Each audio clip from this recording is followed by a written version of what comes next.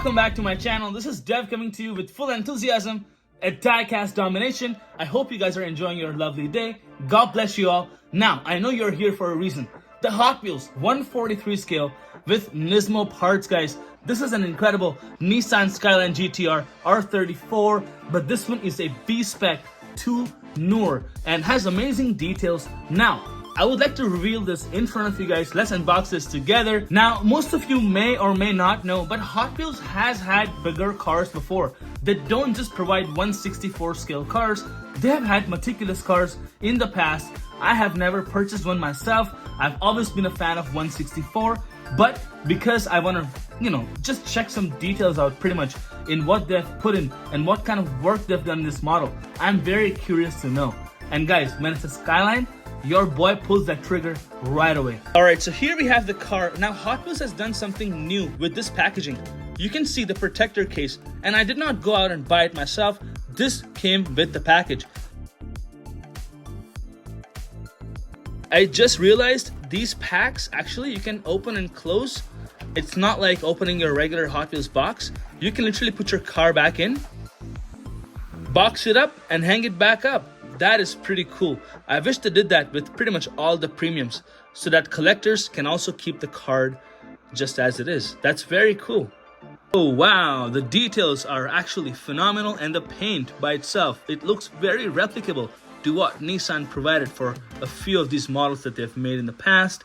Now, when you talk about this particular model, guys, 143 scale, you absolutely would expect some sort of details to catch your eye and attention both. When you peek in right from the front, you don't see a lot of details such as the seat belts, right? It's completely all black, and it's actually very hard to even see the details. Now, having said that, guys, they do have some sort of logo on the steering wheel that represents the GTR. They have the speedometer, and they have the screen in the middle that also says GTR on it. But everything else, it's pretty much the same inside, guys, so nothing crazy inside going on. I have cars that are 164 scale with intense details inside. So having said that, this model is not bad whatsoever, but I do believe that Hot Wheels could have done a little bit more work inside the interior. Check out that back, guys. They do have very nice details on the lights, and yes, they are not your regular paint. Those are plastic lights that are attached in the back. Also, the Nismo license plate with the Nissan and GTR logos as well, fully replicated to your 1/1 scale. What I don't like, guys, is they haven't provided the split spoiler, and it's nothing to hate about, but I mean, this is a pretty big model, so they could have done a bit more work and made it more intense for us collectors. Now, let's look at the door lines and also the lines in the back. Yes, they have made it very clear that the stepping into the game of 143 is not easy, but something they have been able to replicate for years and years, because Hot Wheels has been around for decades, right? Now, having said that, guys, when you look at this particular model with these curves and these sleek lines on the side, what do you guys think of how how well finished those details are on the body? Do you guys personally like them? Yes, I just want your opinion because it matters to me a lot. And here is a twist. Now, you guys can see this is a 2022 Mattel, but have a look at the bottom. It says made in China. Now, I don't get that, because usually Hot Wheels have always been manufactured in Thailand, Malaysia, right? Something like that, but not in China. So this is something new that I'm seeing that Hot Wheels has done. Also, the engine details with the exhaust are fully replicable to your identical 1/1 scale model, which I really appreciate and like a lot.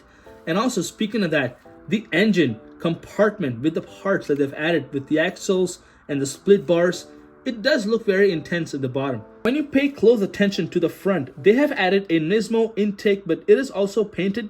No real details in there. It is just absolutely a piece of metal with paint on it and letterings. And also the lights at the bottom here, the signal lights, they also have paint on them, but they have tried to replicate as authentically as possible. When you look at the front headlights, guys, they do remind me of your realistic scale 143, but also on top of that, I have seen better GTR logos in 164 scale models. So having said that, Hot Wheels has done a great job in launching these models for us, but the amount of details that the collectors are looking for They still lack a few of them, but I do hope that with time they improve these models and make them more fun for us. Alright, now back on the tires. Yes, they roll, they have intricate details on the tread marks and the lines as well. They haven't been able to put a lot of details in there because you don't see any holes or any lines at all. Now when you talk about the disc brake capillars, guys, yes, those things are in existence on the model, but when you look at them closely and carefully inspect them, they could have put a few things on them, such as Brembo or something that represents the authenticity of the V-SPEC 2 Noor.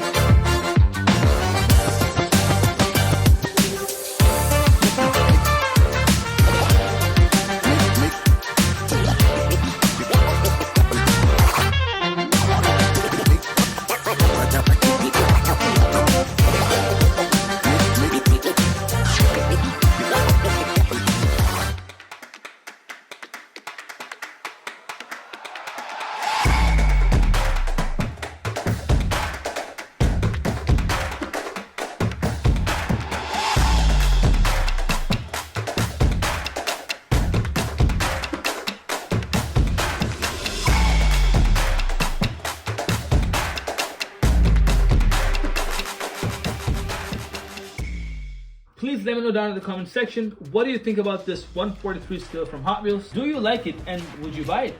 Thank you so much for tuning in, guys. Until next time, peace.